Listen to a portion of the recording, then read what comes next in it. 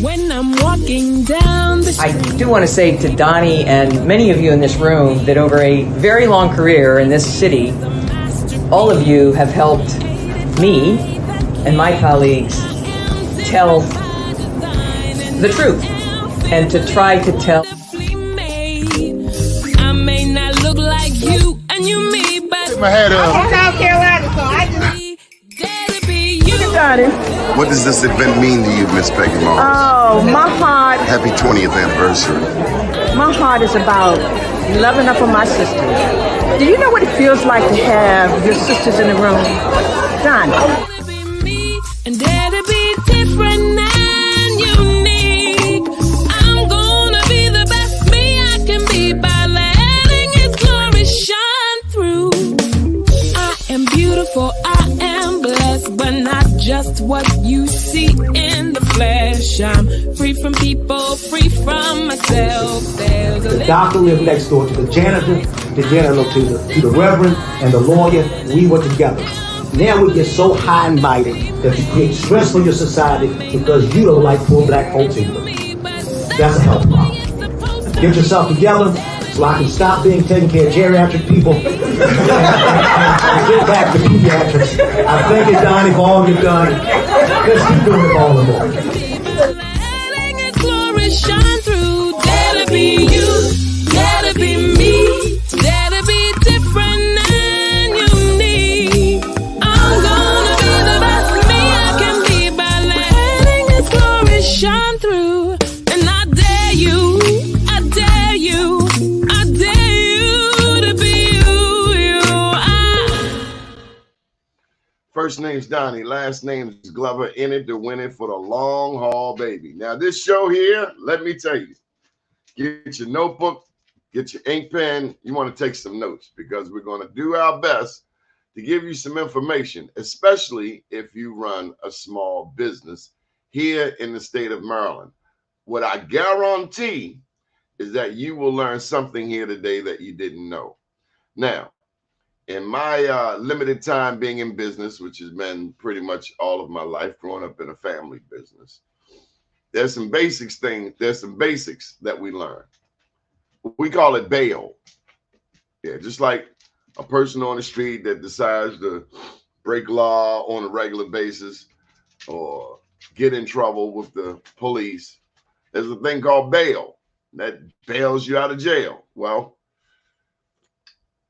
not to be extreme, but business is extreme. You also need bail if you're in business. And what does that bail stand for? B-A-I-L.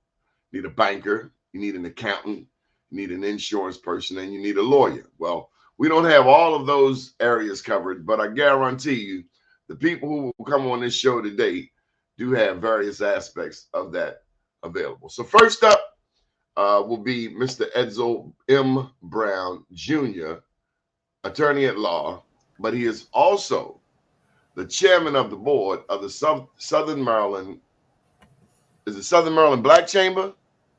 Minority Chamber. Southern Maryland Minority Chamber of Commerce. And he hails, well, you're not originally from Charles County, are you? I'm a Jersey guy. He's from Jersey. Got a Jersey guy. Okay, he's from Jersey. Edsel Brown. How you doing, counselor? Great. How about yourself? Man, I'm grateful. This is the beginning of the year. It's the 24th day of January. And one of the things that we haven't gotten to that was very much on the agenda is to speak to the heart of being in business, to the people who are out there, entrepreneurs. Tax season is coming up, fiscal year, a whole bunch of terms we don't understand. Some things change, some things don't change. Help us out, Edsel Brown, Jr., attorney at law, and a civil rights activist. All right. Let me jump right in here. You've hit the nail on the head. It's a new year. I know a lot of small business owners, took a little reprieve toward the end of the year to collect themselves after running hard, earlier in the year. And also, I'm sure we have a lot of people out there that are probably starting a business now. They're pumped up. It's a new year. They've been putting off starting a business, and they're moving forward to do that, right now, or have already done so, and they're learning the ropes as they go. One thing I like to outline, as you indicated, I'm involved with the Southern Maryland Minority Chamber of Commerce, and I just like to touch base on why it's important to join a Chamber of Commerce. Again, whether you're a new business or a business that's been in, operational for some time, there are great advantages for joining a chamber. And of course, some people, regardless of the benefits or not, aren't going to do it. But let me at least just point out some of the important reasons why a small business owner should join a chamber. And I should also add that even if you're not a small business owner, it still may be advantageous for you to join a chamber because you may have other aspirations that may be served by participating with the chamber, the business organization. Well, the obvious thing that jumps out is the networking opportunities. You join a chamber of commerce and you're going to be pooling with other like-minded individuals that are involved in business and have a lot of the same interests and concerns that you have. So you're going to get involved in a community of like-minded people that are looking to do similar things. And obviously the reason why you're in business is what? To make money. So a way of making money is networking with other businesses, and you may share ideas and maybe even barter services between one another. And again, you want to help promote other small businesses that are involved in the Chamber of Commerce, because you help someone else out. When they have somebody to come into their business or they come into their network, they're going to think of you because you've referred clients to them. That's how it should work. Yeah, that's the way it should work. You're right. And to be perfectly honest, for those who really, use their heads, that's the way it absolutely should work, because again, if you just try to be a sponge and soak up everything that comes your way, sooner or later, other individuals are going to see that you're not referring anybody to them, and they're going to drop you off the end of the cliff. So you're hitting on, and we can get to this a little later. Mm-hmm. I'm hearing you hit on the spiritual aspect, the karma, the cosmic, the stuff that's beyond what we can see. Are you a Christian? Yes. So faith plays a role in this business thing. A huge role. I can't tell you how many times, myself included, especially when you're first starting your business, how that it takes that faith to carry you through, because it's very rare that a business starts off flying as opposed to scratching and crawling and looking in the mirror and praying above to give you the strength to continue. Lord have mercy. How long have you been in business for yourself, Edsel, as an attorney? Because a lot of people don't look at attorneys as entrepreneurs, but I can't see you any other way. You go to school, you get this law degree, it's up on your wall. Your family came to your graduation. Yeah, so. But it don't mean jack crap unless you put that joint to work and you get your first client. But in all of that, yes, you're a lawyer, but you are also an entrepreneur. Absolutely. And let me smile while you said that, because I am an entrepreneur at heart. And, those of you that are entrepreneurs or aspiring to be entrepreneurs march to a different drummer. Because when you become an entrepreneur, even as an attorney, you traded a 9-to-5 if you've had a 9-to-5, and you trade one job in for about 15 jobs. And you trade in, working a 9-to-5 to working from 7 to midnight. So it's a big difference. Now, for myself, I have to laugh because when I became an entrepreneur when I was working with the Small Business Administration. I started my practice on the side while I was working there. And, when I left the SBA, that's when I started doing my law practice full time.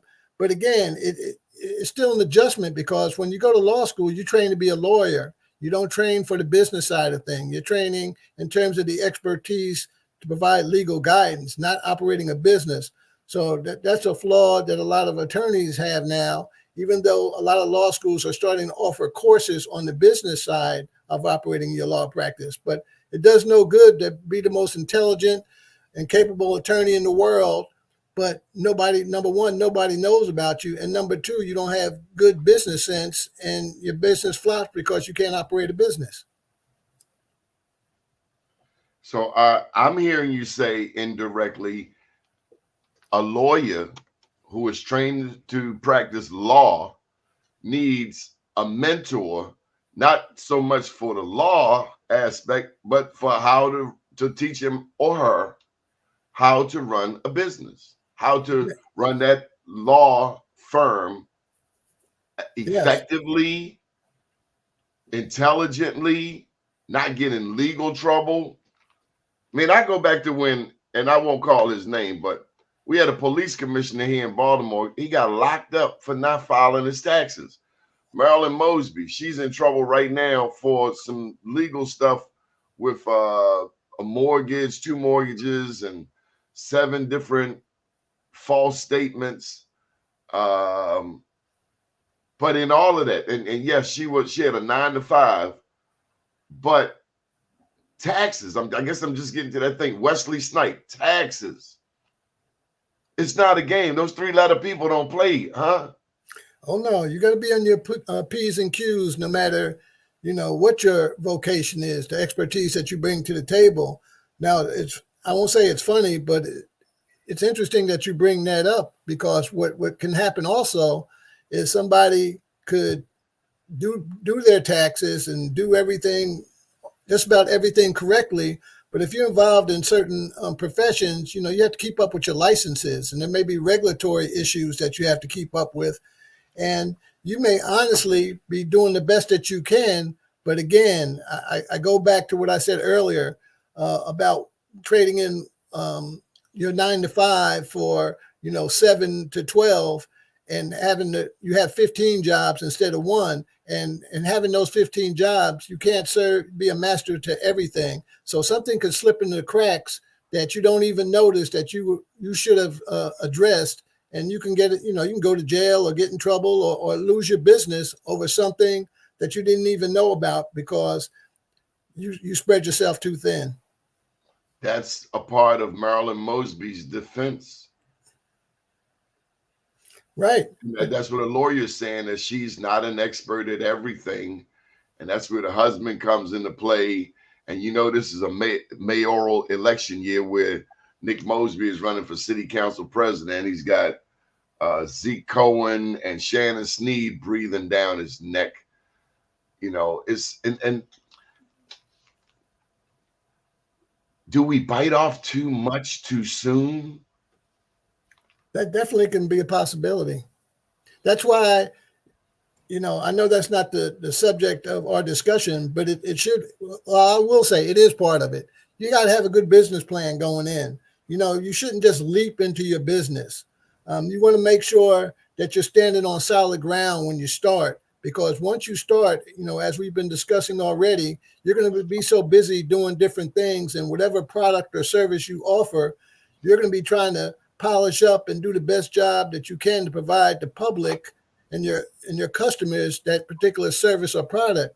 But those customers aren't going to see all the work that goes behind the scenes to get to that point, and all the things that you have to do to keep the doors open for you to provide that service. So you really have to take care in starting your business and having the best platform that you can to move forward, and try to dot all the I's and all the T's moving forward, and then garner the assistance that you need to keep it that way, which is another good reason for joining the chamber, because the chamber offers resources and the networking opportunities to interact with other people, other professionals that may be providing a lot of the services that you need. All right, so we're about to get real now. We've just been joined by CPA Ken Mars. He's been giving me information and advice for as long as I've been in business. Wonderful guy. Now, Ken Edsel is an attorney. He's also chair of the board of the Southern Maryland Minority Chamber of Commerce. But before we get to you, Ken, I just want to ask you now, Edsel, you have 2 daughters. Yes. Okay, you have 2 beautiful daughters and a beautiful wife. I want to know, did you break the law and put your daughters to work as soon as they were old enough to read and write? No. No, I can. They're both very hardworking, but no. And I'll also add that they're both entrepreneurs as well. So how did you break them in there? Come on, spill the beans. Are there child welfare laws at stake here? Listen, they had it easy. They put me to work as soon as I was old enough to answer the phone. Good evening, Glover's Funeral Chapel. May I help you? And if my parents were alive, I'd give them invoice right now. Mm-hmm. I will say they were more than willing to help out, but no, there was no slave wages. Okay. So Ken Mars, we've started the discussion without you. We're glad that you've joined us. And actually, Edzo, this whole idea came as a result of a conversation with Ken. And Ken, we've only expanded it to include Edzo. Wonderful. We'll have also Nicole Kirby join us to talk about marketing. But I view you all as quintessential examples of people that I need to stay in touch with. Edzo, just to stay abreast of what's happening. He covers Baltimore, but he also covers Prince George's County, Charles County. It's my job to know what's going on in the state, and plus he's involved in the civil rights movement, NAACP, and what have you. Now, Ken, you and I, we have roots that go back, almost 30 years. Yeah. 30 years. Black professional men. Yeah, welcome to the show, Ken. Tell them who you are. Thank you. Glad to be here, Donnie. Thanks for inviting me. Sorry I came in a bit late. Thank you, Donnie, for getting me the link about 5 minutes before showtime. I appreciate that. It was a busy night. We had to, okay. So tell them what you do, Ken. Dry snitching on me early in the morning. I am snitching on you early, man. Yeah, Donnie and I are good friends. We go back to, our days at Black Professional Men, the early 90s. At that time, I was a brand new accountant looking to pass the CPA exam. And shortly after I met Donnie, I think I passed the CPA exam and worked with a small local firm here in town. And for the past 20 years, I have been in private practice, practicing accounting, providing income tax services and corporate services to my corporate clients, income tax services, financial statement compilations, audit and reviews, full range of accounting services, small staff, dedicated staff of folks who are able to help me. But just enjoy helping small business owners and individuals with their accounting and tax needs. So, hey, man, glad to be here. Three top issues that people need to be aware of. 3 top issues. The big issue for us right now coming out of this pandemic is that so many people have fallen behind in their tax filings. And the common thread that I hear when I meet with folks who are falling behind with their tax filings is that people are ashamed to say that they have fallen behind. And it's not unusual. I'm seeing it quite a bit.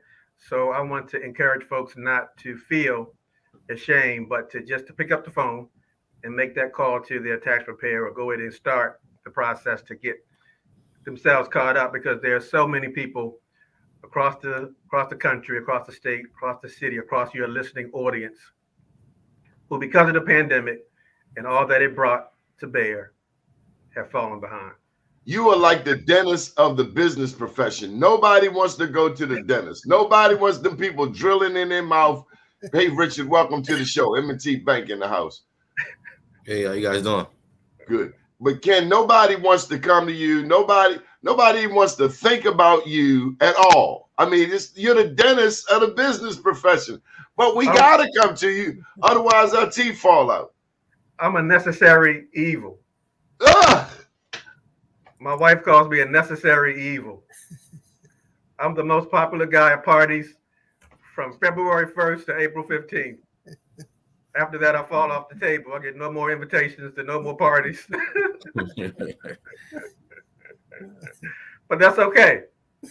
That's okay. That's my life, and I just have learned to live with it. Edzo, have you ever fallen behind? I've fallen behind. Oh my God! And then you get one of them letters from the 3-letter people. Oh my God! And then they are relentless. They gonna pull up some stuff about when I was waiting tables in the 90s. It's like, really? Your bank card don't work no more. Really? Yeah. That's petrifying, man. It is. It is. But don't be afraid. Don't feel like you are alone. A lot of those letters are going out across the country right now. Okay, how Donald Trump get around paying taxes? That's a question for you, Ken Mars, CPA. I've gotten that question more than once. You're not the first one to ask me that question. And I've studied it. I've researched it. My answer to that question is, I don't know. Well, I appreciate people who say they don't know. Well, I heard this thing that if you get a trust, and you got to get 2 trusts, you get one for your nonprofit, one for your for-profit, and then you just start moving money around. You know, I found it on YouTube University. I'm not in the tax avoidance business. So that sounds like a tax avoidance scheme. I hate to use that word, but I'm going to use the word scheme. So I'm have to say, I don't know. That's my answer. That's my answer. Richard, we want to welcome you to the conversation. This show is about helping businesses start 2024 off on the right foot. Edsel Brown is an attorney at law. He's also chairman of the Southern Maryland Minority Chamber of Commerce. Kudos to Miss Doris Kamenek Spencer. She is a queen here in the state of Maryland. She runs things. She's a boss, but she's entrusted Edsel and others to carry the ball forward, and that's a beautiful thing. Ken Mars, CPA, I've known him for about 30 years. He's never told me wrong, and I have not gone to prison because of not paying taxes. And then you came by way of Jim Peterson, my banker, and big ups to M&T Bank. No complaints. I mean, everybody, goes through stuff, but I've had no problems with M&T, and Jim is quite a salesperson and quite the representative of M&T. So we welcome you to the show, and we offer you the opportunity to pour into our businesses. Yeah, man. First of all, huge shout out to you. Jim introduced me to your show, and I did a little bit of research before I joined to make sure I wouldn't get sucked into anything crazy, Sometimes. But big shout out to Jim, man. Jim, whatever Jim wants me to do, I do 100%. Jim makes sure that everyone in Baltimore is doing well. I think he should be the face of Baltimore. Honestly, this man looks out for these business owners more than these business owners know. So big shout out to Jim. And pretty much I'm just here so I can represent the business owners, man. I'm like, I think of myself as a lawyer and to these businesses, to the bank. I'm basically the lawyer to these business owners, to the bank, and the bank is the judge, depending on whether or not you guys get your funds or not needed to, do out your everyday needs for your business. What is a common scenario that you run across with small business owners in the beginning of the year? Give me 3 things that we don't know that we should know. Well, when we're talking about small business, right, depending on how long you guys been in business for, I'll say if you've been in business for 3 years or less, you guys should have a business plan, 100%. A lot of people don't have a business plan, and they think a business plan is like 2-3 pages. That's not it at all. Your business plan needs to be very detailed, and it should have projections on there if you guys aren't seeing any revenue.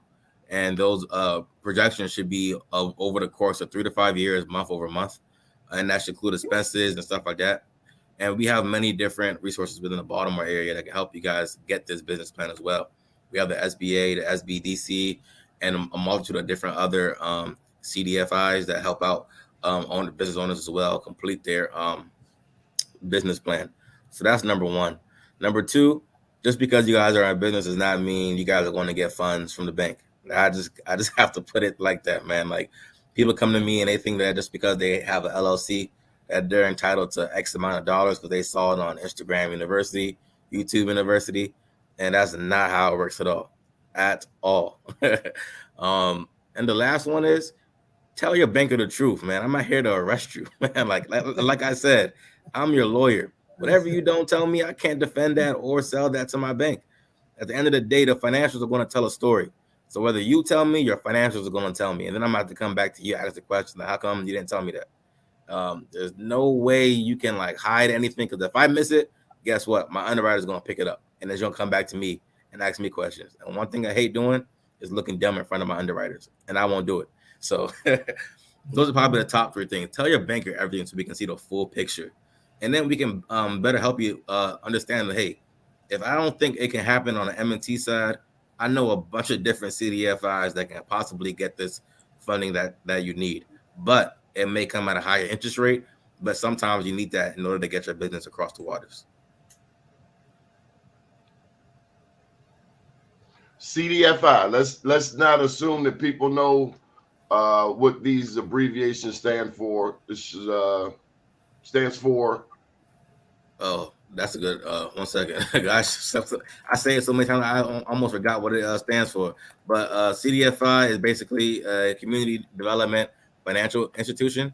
So they work. I don't want to say they work like a bank, but essentially they kind of are. They help give out funds to our small business owners that the banks normally wouldn't give funds to, due to they didn't meet their criteria or something like that. So a huge shout out to MMG, Moravian Management Group.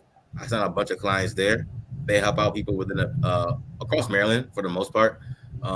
That's Stanley Tucker's shop. Now he want to know everything about you. He want to know where you go to the strip club. He want to know who your wife is, who your girlfriend is. He want to know if you buy lotto tickets. He want to know if you drink too much. Stanley Tucker want to know everything about you. He's like your priest, your pope, your imam, and your preacher, and he can count. 100%, 100%. He's gonna make sure you telling him the full picture. He's gonna make sure you're telling him the full picture, right? And another one else is FSC First over in Baltimore as well. They do a phenomenal job as well, and helping out people as well. So big shout out to those two. Those are the main two that I refer clients to. Stanley Tucker has an important job. He's managing Miss Bidfa, correct? Honestly, I don't know the details between all that, so I'm not 100% sure. Yeah, Miss Bidfa, and I just want to get the name of it right. Miss Bidfa. I think it's Maryland Small Business Development Financing Authority. And they promote visibility and expansion among small businesses here in Maryland. So Edsel, can you bring what we've talked about together 30 minutes into the program? What are we saying to our small businesses? We've had an accountant, a banker, you're a lawyer, you're also chairman of the Southern Maryland Chamber. What is the prognosis for a small business in Maryland? How about that, Edsel? Well, I think it depends upon, what type of business you're in and, what you bring to the table in terms of your business itself. I don't think, you can make a blanket statement. Each business is different, but I guess the common thread, per our conversation, is that you really need to tap into other professionals to make your business successful, because you may be knowledgeable, but you can't know everything. And more importantly, you're not going to have the time to be able to do everything that you need to do. One thing that I just want to point about in terms of what Richard said is that, this happens a lot of times with a lot of our chamber members. They talk, we'll have a speaker in, and they'll hear about, what you need to do to get a loan as he's outlined. But probably one of the most important things is you need to establish a relationship with your banker before you need the money. You don't go in when you need the money on bended knee. You need to already have a relationship. So then, your banker already knows you. You have an ongoing relationship, and it makes the transition a lot smoother. And I will say, in terms of our colleague Kenneth, one of my best friends going back to college is a CPA. So he stays on me. So that's why I would never be late with my taxes. He hounds me. But it's very important to have all of these professionals as I would say the boat leaves the dock as a business owner. And if you're a current business owner, you need to take heed. And if you're not on top of the professionals that are here and others that you do need, you need to get them on board. And as I said earlier, the chamber is a good platform to interact with other professionals. And like I said, you'll develop friendships and you may trade services. Ken's a CPA, I'm an attorney. I need my taxes done. He may need some agreements done or some non-disclosure agreements or trademark or something. So we could barter services. But again, the bottom line in business period is relationships. Ken, your thoughts? I agree with everything that your guests are saying today, Donnie. They're right on point. But I want to add that I think this is a great time for folks to start a small business if you have the desire to be a business owner. As the economy opens up, coming out of this pandemic, as people are getting more, are agreeing to go out more and to engage with each other more, I think now is a great time to lay out a business plan, as our banker recommended. Speak with your attorney and speak with your accountant and your insurance agent and a marketing professional as well. I would add to that mix, and to lay the groundwork to get a business off the ground at this time, and even those existing businesses to reboot coming out of this pandemic. People were asleep. It was a dormant time for a lot of us, but now people are waking up. Business opportunities are waking up and emerging. So I think we are living in a great time. Ken, you don't think that this is too racist a country, too racist a state of Maryland, even though we have a black governor? You don't buy into that black people are victim mentality. They're out to get us. The white people this, the white people that. You're not buying that, Ken Morris, CPA? Yeah, I bought that, but I returned that. I put that back on the shelf.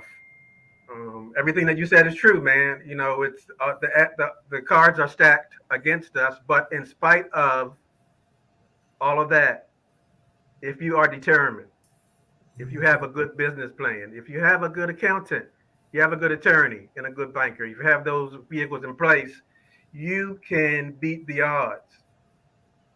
And I'm here to let you know that the odds are stacked against us, but they are not insurmountable. The chances of failure are there, but if you don't try, Donnie, you'll never know. And I think that not knowing is worse than failing.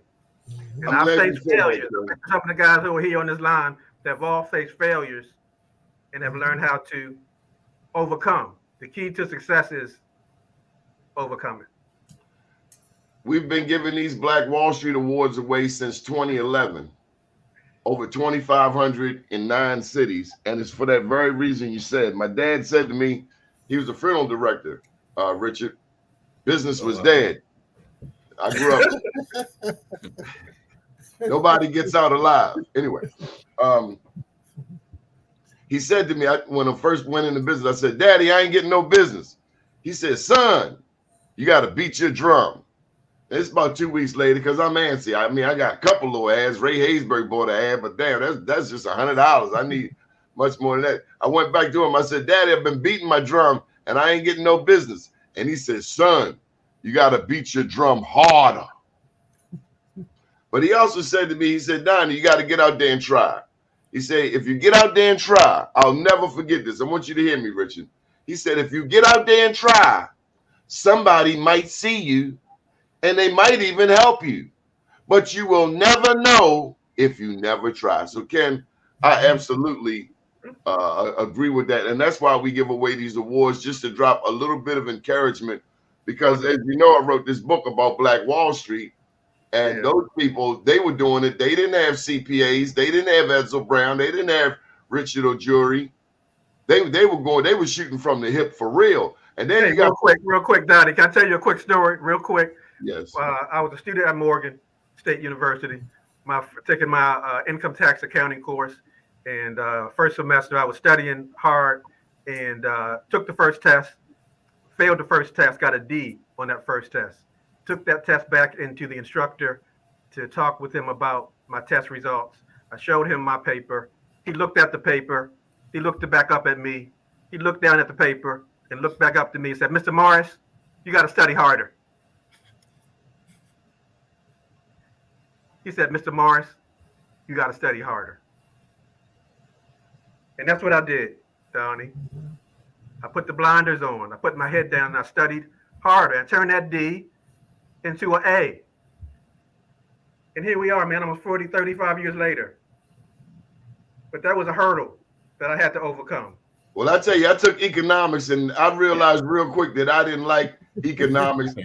And accounting, I found that even more baffling because where you're supposed to be adding is say you subtract, and where you're supposed to be subtracting, Right. you're supposed to be adding. And for Right. me, I understood algebra and algebra 2, but that accounting thing, that was just like wacko. Okay, Richard, now your last name is Ojori. Does that make you Nigerian?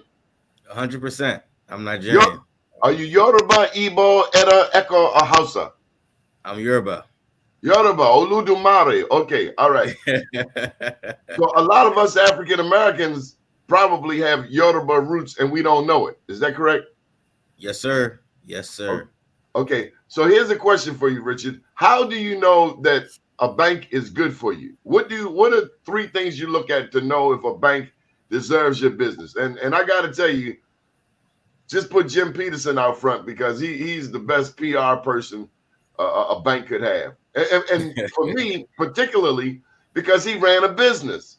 That's why I listen to what he says. He ran a business. It's nothing like going to somebody and they don't know anything about running a business. Kind of like why a lot of people get mad at the city of Baltimore because these employees down there, they act like they don't know you down there to get your damn check.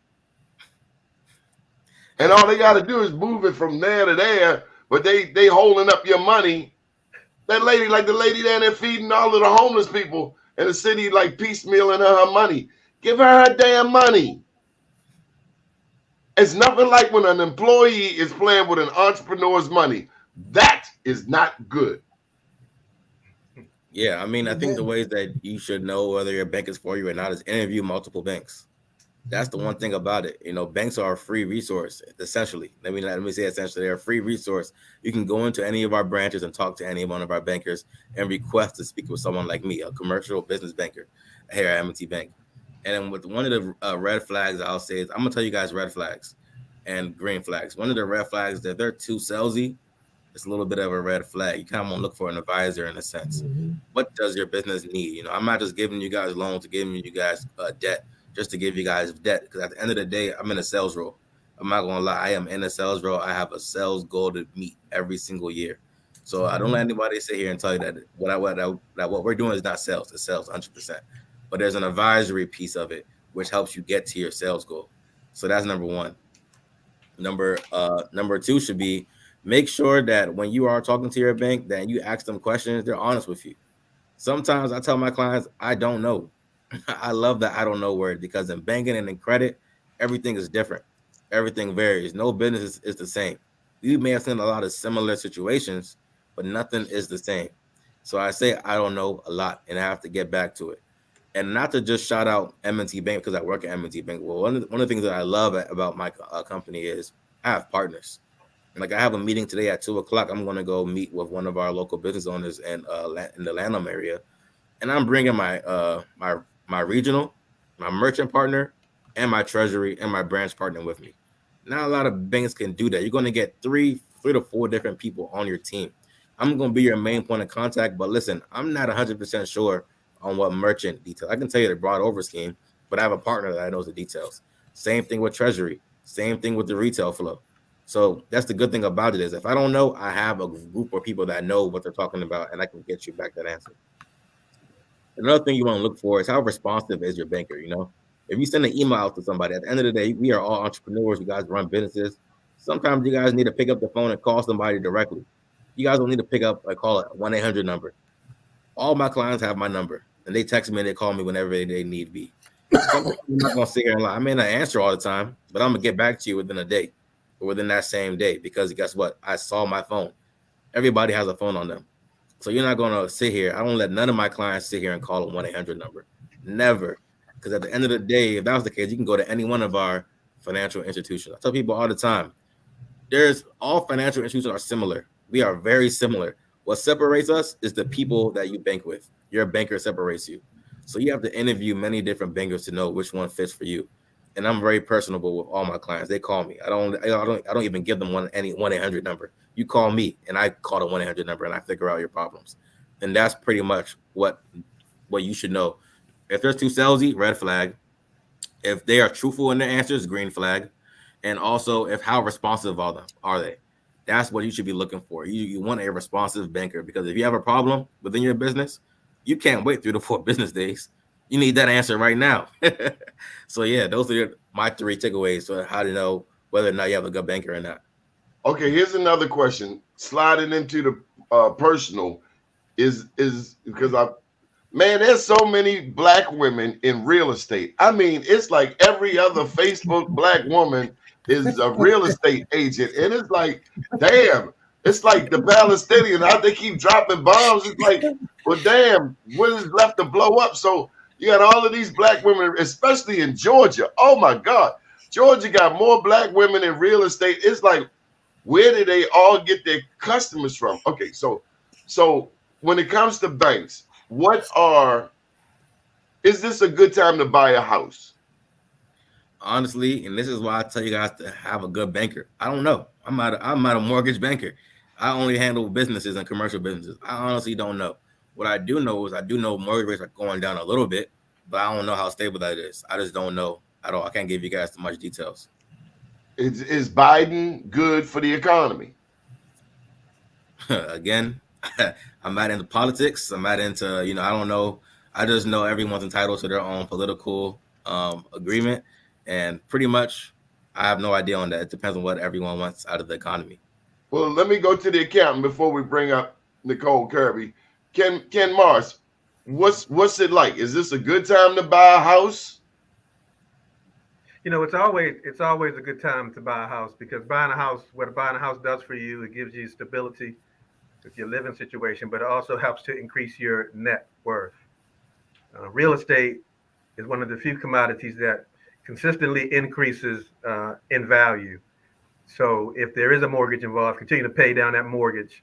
The value of your home increases, the value of your mortgage decreases, and that difference between the value of your home and the balance of your mortgage is your equity, is your net worth. And that's how you grow wealth for yourself and for your family. So, yeah. Okay, one last question. We're going to slide to Edzo, then to Nicole. Edzo, I mentioned earlier about different trusts. Now, Nicole, just so you know, Edzo Brown is attorney at law. He's also chairman of the Southern Maryland Minority Chamber of Commerce, and he's a civil rights activist with the NAACP. Ken Mars is a CPA.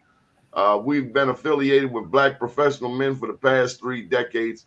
And then Mr. Ojuri here is a friend of Jim Peterson. A lot of people know Jim Peterson at M&T Bank. He wasn't able to make it today, and so he sent Mr. Ojuri in his stead. And Nicole Kirby, for you gentlemen who may not know, she is a PR extraordinaire, a PR maven, to say the least. So, Edzo, the question for you is, do we need to know anything about trust? I mean, and I say that because we're running across people, all of us have seen death over the past, since the pandemic. People are dying.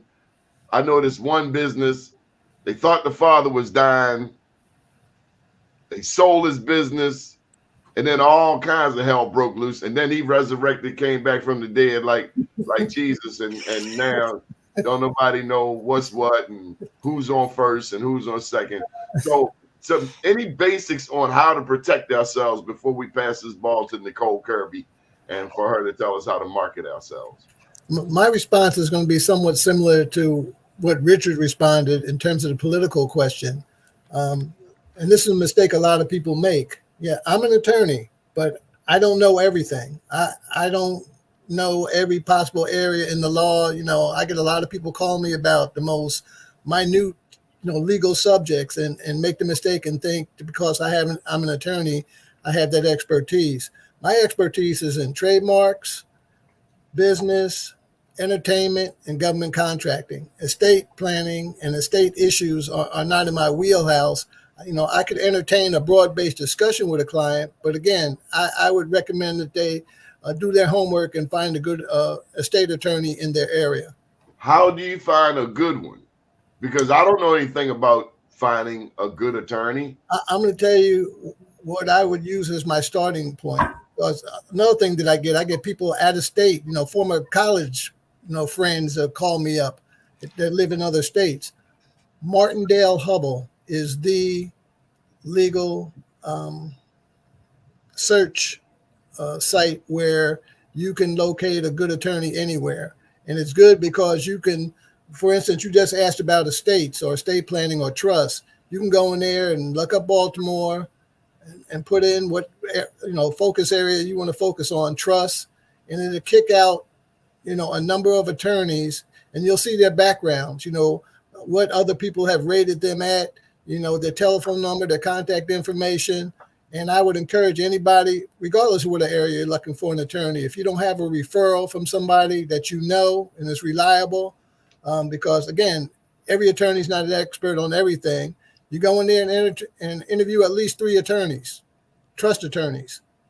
And if you're not satisfied with those 3, then you go on from there. The other thing is you try to see how much they're going to charge you to have just a brief discussion. Some attorneys, try to hit people with pretty exorbitant fees on the front end, whereas others may give you a free intro and at least give you the lay of the land before you dig into your pocket. So again, like everything else we're talking about, do your homework. So that's the website for Martindale Hubble, and I appreciate it. I'd have to put a plug in for Keisha Brown. She has the Justice Connection. Do you know Keisha Brown, Edsel? No, I don't. Well, I have to make it her business. And okay, there's so much I want to talk about, but we all need each other. So however we can help each other, I make a pact that if I can help you, I will. And if I can do it for nothing, I will, because there are times when we need that service back. But if you can help me get a pack of oodles and noodles, I'm not going to turn down the oodles and noodles. I don't eat them, but I will save them for a rainy day. Okay. Without further ado, we have the one and only Nicole Kirby. Now, you gentlemen, y'all are real smart, but she's cute. So I just don't, y'all just got Trump. What's up, Nicole? Good morning. How are you? We're good. We're here. See, you're the icing on the cake. I see. I love being on a panel full of men. I can handle it. Thank you for the invite. Yes. No question. Now, tell them who you are, Nicole. Nicole Kirby, born and raised in Washington, D.C., migrated over to Baltimore for a few years, moved back to Prince George's County. And now I circle the DMV, doing strategy in the comms. And so we say communications when you get to a certain level and you have to incorporate everything into your stable of work. So it's public relations, it's media relations, it's crises, it's strategy, it's branding, it's promotions, it's marketing. Did you advise the people who came up with Olivia Pope on what she needed to do? Well, the interesting thing is the real Olivia Pope, many people didn't know of her. And that means you're good. Because if everyone knows who's in your stable handling your crises, there's a problem with the person who's your PR, your publicist. Because your publicist should be in the back of the room, eyeballing everything, not in the front, trying to get on the camera. Okay, so that's rule number 1. And that's old school. And I abide by the old school rules. I stay in the back corner. No one knows I'm there, but I'm there. And she sounded like Stanley Tucker. She know everything. I don't know if you caught the show, but Stanley Tucker, he runs Meridian Management Group, and he's just not going to lend you $200,000. He wants to know everything about you. Very smart, very smart. And, I have to piggyback on what Richard said when I jumped on the platform.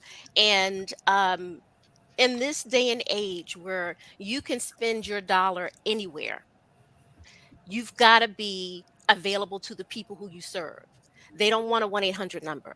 I will spend money up and above what is the regular fee because I want to be able to have good service, a good product, but I want to be able to speak to someone and know that it may be a 2-minute call, but you're going to pick up, you're going to answer, you're going to get back to me. So that's the first thing that's most important. So in this new year, when everyone's trying to, get in the bag and make their coins, if you didn't do strategy, if you don't have a good product or good service, and that is picking up your phone, being available, go ahead and call this fundraising. Call it fun because you're not in business. So that's the main thing that I tell people when you're talking about PR strategy. You can't tell a story about yourself if your story's not good. Don't put yourself out there if you know that people will come back and, excuse the phrase, but come back and bite you in the butt because you don't have sound business practices. So when a person calls me and they say, Nicole, I want to do a PR campaign, I said, great, wonderful. Let's sit down and meet. And the one thing I want to know, show me your product. Let me taste it. Let me smell it. Let me touch it. Let me see what you did last year. Let me see what you did 2 years ago. Okay. If we can check the box on all of those things, now you're ready to have a PR campaign. If you're not ready for a campaign, that's fine. But let's go ahead and start doing what they call strategy. How do we tweak some things? How do we do some things? And strategy is not one day. It's not 2 days. It's not 6 months. It's 9 months of doing something right over and over. You want to prove yourself. Now let's tell your story. And so oftentimes I'm called in to work with a company for long term strategies. They may have a PR department, but they want another set of independent eyes, ears to come in and tell them how to navigate whatever that campaign may be. And so, the most important thing that I tell businesses, particularly minority businesses, you got to do it right. You got one shot. And that comes, I've fired attorneys because they didn't return my call because my time is busy. And when I call you, I'm not calling to talk about the weather. I'm not calling to talk about what happened on Bravo the night before. We want to do business, so do it well. So that is PR. You don't have to have a press release go out to be telling your story. You do it well every single day, consistently. That's your PR. So that's what I want to share with businesses. If you're not doing it right, please don't say you want to get out there and start, creating a campaign that's branding and promotions. Be quiet and do it well. And then let's talk about scaling. Nicole, what advice would you have for our Black women? Now, this panel is mostly men, but I have a daughter, and now I Yes. have 2 granddaughters. Edzo, I know, has 2 daughters. And we, as fathers, come to realize how this world caters to males, or how we socialize boys differently than girls. Any advice on helping us help our daughters? Richard, you got a daughter? No, sir. No, sir. Okay. Well, let me tell you, little boy, you can give him a toy and put him in the corner and he good for 8 hours. A little girl, she wants everything. Everything. Okay. So how do we encourage and lift up our daughters, Nicole, so that they can be strong, articulate, not shy? And I don't mean mean, but assertive. When I look at Dr. Bro, I look at that lady that was running Harvard, Dr. Gay, or you look at Kamala. Somewhere along the line, these women had to be lifted up and empowered to know that their voice matters. Well, first of all, for any men who are raising women, young girls, into strong women, and we are saying strong because there's a narrative that Black women can have a chip on their shoulders. Those are women that may be broken or dealing with issues. But I think inherently in our DNA, Black women are strong. Okay. So if you're crafted and groomed in your home to know how to navigate your own DNA that's inherently strong, then that is one thing that's going to allow you to go to the next level. I was groomed that way, so I got more strong than a whole lot of men. And not to say that men aren't strong, but Oh, we got some proof busters, especially in this city. Let me tell you. but I'm very what they call alpha male. But that's because I've been put in situations where I have to speak up for my client or I have to deal with situations. But it's known in the US of A and internationally that Black women, they can move the narrative and the needle in politics and everything else. Activism, they move communities, states, programs, initiatives, get the word out. And so it may be something that's going on if you say that a whole lot of women into real estate, because now that's the first wave. The next wave may be development, construction, building. So I'm loving hearing that there's a huge role in women going into real estate. Great. Go for it, because now they from real estate they move into mortgage banking, to mortgage lending, to buying property. So that's great. But to train up a woman, just support her, hear her. And for those women who are matriculating through spaces that are not safe, those are the ones that need help. But for those who are in safe places, continue to nourish them and help them. I'm married. My husband knows that during the day, from 5 a.m. to 10 p.m., depending on what side of the table you're on, we've got issues. But when I come home at night, I'm just a simple old girl. I'm a round the way girl, hair pulled back, got my sweats on. That's it. So for women who are trying to navigate who they are, be you, step into who you are and your power, because our communities need you. And quite frankly, the world needs you. And that is my PSA. Okay. Ezra, I want to get to you. What do you tell your daughters? What did you tell your daughters for them to be able to navigate to where they are today? Because you're the expert here. I'll just say that I have a very good and strong family, and we're all very close. And my mother, my wife's mother, were good role models. And in addition to that, I always try to speak to them similar to what Nicole is saying, is don't let anybody ever hold you back. You always do you. And I've put that in their head from when they were very young. And as I said, they both grown. I'm very happy to be very successful young ladies, and they both have that entrepreneurial spirit. And I've seen how they had confidence in the first place, and like any entrepreneur, they were a little reluctant when they got started, but once they're in there, hey, they can teach me now. Ken, you want to touch this at all? The significance of having family support. How many of us have been in business, Nicole, and the person right beside us? I've experienced that where you expected some people to support you, and you get more damn support from a total stranger on the MTA bus. Mm-hmm. I've been people in your own damn family. I've been lucky that I got a lot. Look, man, Donnie, I've been lucky. I got a lot of support from my family when I started my practice, from friends and relatives like yourself, from friends like yourself. But just to say real quick about family, I always told my daughter, and I've also told my son, that they are overcomers, that they are more than conquerors, that they can do all things through Christ who strengthens them. And they both follow their mom in education, and are teachers and are doing well.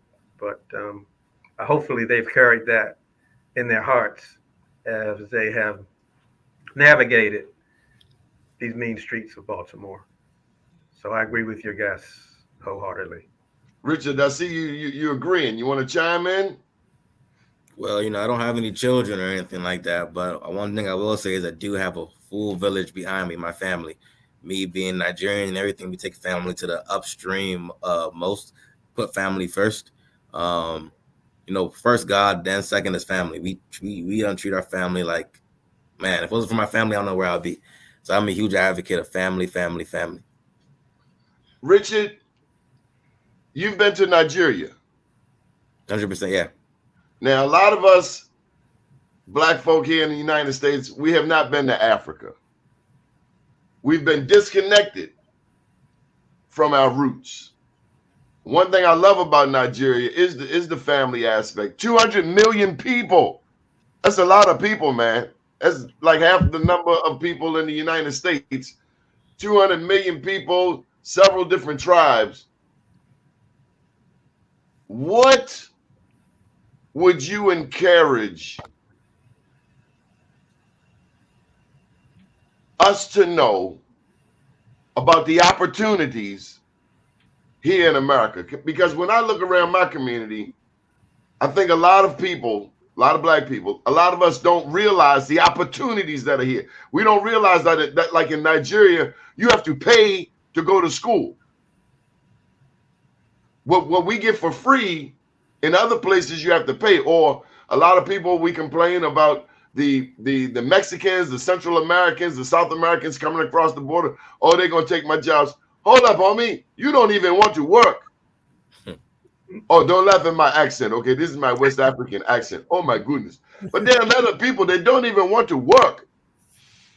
And we complain, but we in the land of milk and honey. We have opportunities. People would die to be in our shoes. Or you look at the people in Sudan, and they're running from war, running from slavery. Give us an international perspective on how of the opportunities right here in the United States, USA. Yeah, I mean, I think first thing first is we actually, well, in the state of Maryland, man, we actually do a pretty good job compared to other states and actually being that voice for our entrepreneurs, whether people want to believe it or not. In the state of Maryland, there's a lot of resources handed to you. So if you want to be a business owner, that's number one. Number two is, you know, even though a lot of people may not understand it, but Section 8 is a blessing, you know, in some kind of instance. What I mean by that is we have a government that gives people money in a sense for people that, you know, they can't afford X, Y, and Z. It's not the same in other places, you know. If you don't have money, you're on your own, you know, you better pray. Just like I said, God comes first. You better pray or something comes through. That's number two. And number three is we have like relationships here, man. It goes a long way, man. Like I wish it would be more togetherness within our people. You know, it hurts my heart whenever I see blacks on blacks, you know, attacking each other. It really breaks my heart because like if we have the knowledge, the talent that to really take over everywhere, man. Like I would be surprised by so many people that I meet that's an entrepreneur now that didn't go to college, they don't have the education I have, but they are smarter than me, man. Like life done made them smarter than me, that they done been through way more than me. And just because I have a degree or something doesn't mean I'm smarter than anybody. It just means I was fortunate enough to go through 4 years of college and get a piece of paper that can certify that I can sit through 4 years and learn. That's all that paper really, really means. And then secondly, I think we have to stop letting people cry so much. I know here it's like a lot of people cry about everything here, man. I grew up, first of all, I played college football too. And my coach didn't even allow us to cry over anything. And it was just tough love all the time. You know, like my coach will always say, this is no offense to lawyers, but he will always say, I don't have any lawyers on my team. Meaning, hey, if something happens, don't cry to me. Yeah, you're not a lawyer. You don't gotta cry or plead your case to me. You better go out there and work. So that, because let me tell you something, if you're doing good, ain't nobody gonna come to you and tell you something bad. If you're doing good, there's not too much people can say. Let your results speak, you know. And then honestly, America we have the best chances over here to make money, man. I don't care what nobody says in America. If you really want to make money, there's a way to make money out here. I want to make money. Like there's a way, you know. I have cousins all across the world. I have cousins, of course, Nigeria. I have cousins in the UK, cousins in Germany, Italy. And one thing that's the same with everybody is once you graduate and you have a degree or whatever, even if you don't want to get a degree, there's more easier to get a job here than it is in other places, in other countries. It really is. You know, people want to talk bad about working at McDonald's or somewhere else, but let me tell you something. That's a job. People support their families through that job, you know. So I want everyone to be very humble about that. You know, like people talk bad about jobs, but that's a job to many people that, you know, that's a way that people pay their bills. And that's all you need, honestly, is a way to pay your bills and live day to day. McDonald's, huh? McDonald's is your kind of place. They feed you happy place. Hamburgers up your nose, French fries between your toes, and if you ever go there, there's still your underwear. McDonald's is your kind of place. Okay, Edzo, let's get your summary wrap up, and then we're gonna get on up out of here. Then we come to Ken, then we go to Richard, and Nicole. You're gonna be the cleanup. You're gonna put all of this together for us so we can inspire our entrepreneurs in 2024. This is the Business Triage Show. Let's go, Edzo. All right, it's a pleasure And plug your business with your contact information.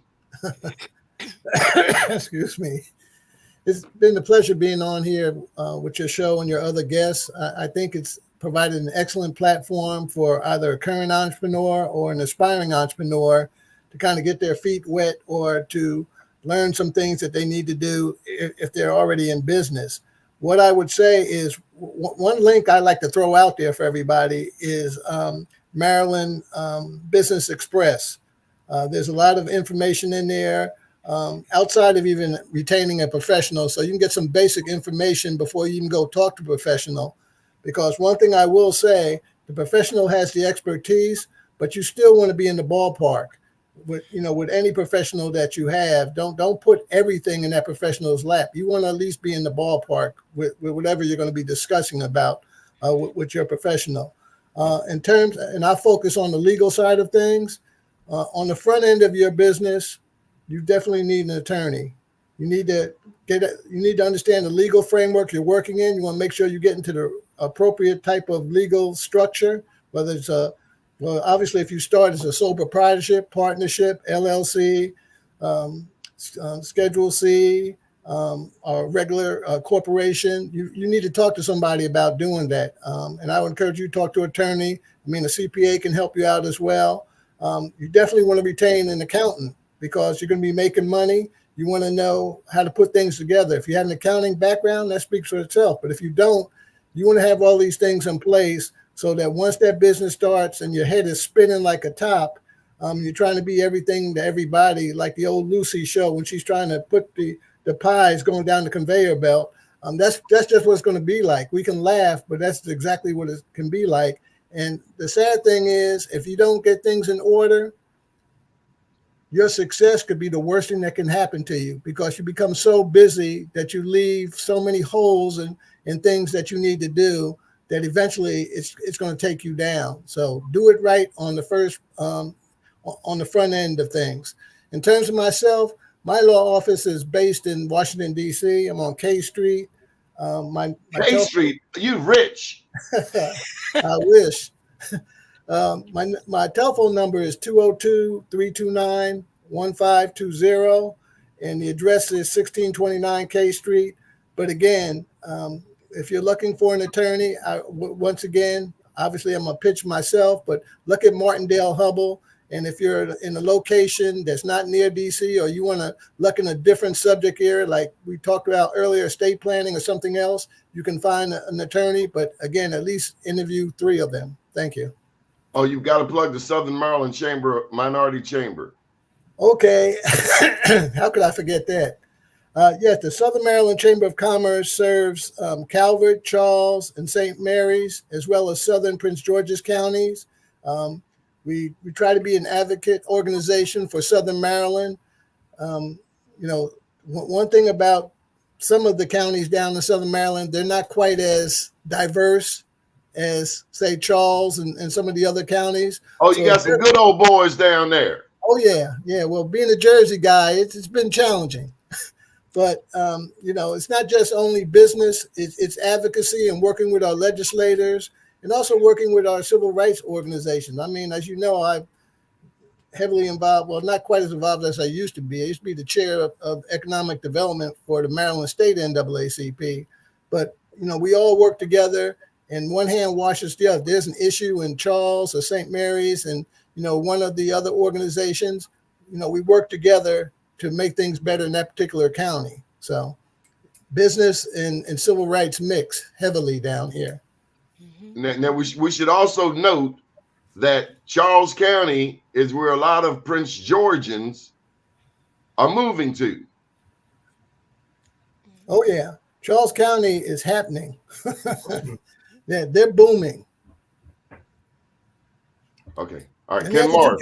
the other two counties are kind of the opposite of Charles County. They're like polar opposites. Wow. Charles is very diverse. Calvert and St. Mary's are not diverse. I live in Calvert County. We don't have one African American in any. Well, I take that back. In any Calvert-oriented, none of the commissioners are African American. We do have a delegate and a senator. But the point I want to make is it's the exact opposite of what you have in Baltimore, what's in Charles County, and it's an exact same thing down in St. Mary's County. So that's why I said, when you're starting your business, you want to get involved with some of the advocacy organizations as well, because they go hand in hand. Okay, and on that note, again, I just want to acknowledge Doris Kavanagh Spencer. She is the boss. She's been a leader and a go-to person for BeMoreNews.com for years. And as we thank God that you are there to pick up the mantle. It is so important to pass the ball while we're still alive. Some of these people, they want to die in office. They want to never pass the damn ball. Pass the damn ball, black people. I just want to say this. We lovingly refer to Doris as the Queen Bee. No question. She gangster. Okay, Ken Morris, come on to the forefront. Let's get your spiel. Thank you, Donnie. Hey, I want to thank you again for inviting me to be on. It's great to be on with you, Donnie, and with your guests tonight. I've learned a lot. It's reinforcement for me to hear your guests speak their truths. So I'm glad to be here with you all today. If I could share a quick, not a quote, but some percentages with you, just to let your listening audiences know that personal income taxes are 42% of the total gross income here in the United States. So I would encourage your listening audience to file early and often. That 42% of income that comes into the federal government is used to pay the salaries of teachers and firefighters and police. How come Donald Trump ain't got to pay him? All right, I digress. My bad. Yes. So yeah, I pick up this. There's a chart that comes out every year in the tax guide, and I look at that chart every year as I prepare myself for tax season to remind myself why we're doing this. The income taxes that we all pay really do go for good sources and help to produce our economy. So I would encourage your listeners to file early and often. Let me give you my phone number real quick. Again, my name is Kenneth Morris. I'm a local CPA. I don't want to file early and often. I don't want to file at all. Well, you keep saying early and often. I know, but you need to know that your tax dollars are being used for good reasons, for good sources. Teachers' salaries, firefighters' salaries, the street paving, sidewalks is where these dollars go. They don't all go to Donald Trump or to Joe Biden's pockets. Some of it does, but a lot of it goes towards resources, not-for-profit organizations that are helpful here in Baltimore, across the state, and across the country. So as painful as it is, I would encourage you all on the panel today and all those listening to file early and to file often. If I can be of help, real quick, my phone number is 410-664-6100. That's a landline, also a text line. So if I can be of help, feel free to reach out. Thank you. Damn, you sound like the Undertaker, man. I don't even know if I want to call you now. Okay. All right, Richard O'Jury. Hey guys, thank you again for inviting me today to talk. I love the conversations that we had. A lot of knowledge being shared. Also, that's a question for me. Where can I find this? I'd love to send this to a couple of my clients also, so they can, listen in on some of the tips that were dropped and etc. That's one of my questions. And secondly, I don't have a big spill. As you guys know, I work for MSC Bank. I'm a business banker. I'm here to help you guys, help business owners achieve what they need to achieve to get their business to the next level within banking services. I'm not an accountant, so I can't tell you guys anything about accounting. You just heard Mr. Kenneth Morris talk about accounting, so go talk to him. That's one thing all my clients come to me for. accounting tips. I don't know anything about it. I tell them all the time, don't know about accounting. I can tell you the broad over scheme, but I can't tell you details to help your business. And I'm just a truth maker over here also. But to get in contact with me, my number is 443-534-8283. And my email address is the letter of my first name, R, and my last name, OJURI, @mtb.com. And that's how you can reach me. Call, text me away, email me, and I'll be sure to get back to you. Richard, we appreciate you. Okay, Nicole, it's time to shine. Let's close it out. This has been a great show. To all of your viewers that have had an opportunity to take a look at this, share this with everyone in your business circle. These experts, Doni, that you've had on this platform throughout so many nuggets, real gems that will allow you to make sure that when you feel that you in your business that you may be getting off the main course, this puts you back on the main course to let you know, keep the main thing the main thing. Your attorney, your CPA, talking with your banker. If you're in business, you should have these people's number on speed dial, and you're talking with them not quarterly but weekly if possible, just to ask questions, because they are your resources to help you grow and keep your business. If you're in business, you work too hard, you work too long, you give up a lot of things. Keep your money in your pocket, build a legacy for yourself, create your narrative the right way, and make 224 a strong year so that you know that you'll have something to give to your grandchildren's grandchildren. I got Happy a New question Year. for you. Yes. Can you share one success story? From a client? With regards to a client, Doni, I don't want to be braggadocious, but everyone that I work with has successful nuggets, because the issue is getting in and doing business and doing it the right way. So whether or not it's sending out a press release or making a phone call and getting something done, that's successful. Oh, But you I've being shot. You are pushing. You being a shot. lot of the, I don't want to put any of my clients on Front Street, but I work with politicians. I work with private You are pushing corporations. a black medical school right now. Did Yes, y'all that is know? true. Did y'all know That's we got a black medical school coming to Baltimore? Yes. So yes, the Maryland School of Osteopathic Medicine at Morgan State University is one of my clients. I handle the comms for them. And so they're going through their accreditation process. It is a long, arduous process. But in this field that I do, so yes, I do PR, but I'm also working with other HBCUs across the country doing something what they call articulation pathway agreements. So I'm putting that together so that other universities will know, how can we work with this one school? So if I'm in Florida and I'm in science, or I'm an engineer, let us work with you so you may be able to matriculate and move into the medical field, because we need more Black doctors. So yes, that is one of my clients, and that's all I can say about them, and that has been in the news. But speaking to, when you call a PR person, you have to understand, how can you use their resources and what they do at best. So I'm great with getting on the phone, and someone may tell me they're busy, but tomorrow they're not, because they know how important this phone call is. So when you're working with the professionals that's going to help you grow your business, really vet them and see how best can you utilize them, if you like them, and then you move forward. How can people reach you, Nicole Kirby? Nicole Kirby, Carver Communications. This is my personal cell, 301-440-6542.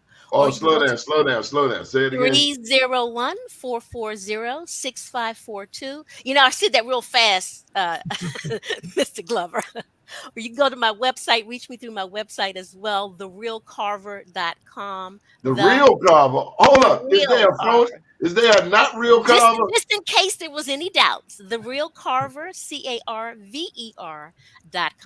And you will always see me all around town. I am proud of all of you. Thank you for pouring into our small business community. Ken, Edsel, Richard, pleasure to meet you for the first time, Richard. Nicole, as always, you can count on me. And We wish you a very successful 2024. Thank you, you. Donnie. Thank you. Good deal. Good morning, world. Good morning. Bye-bye.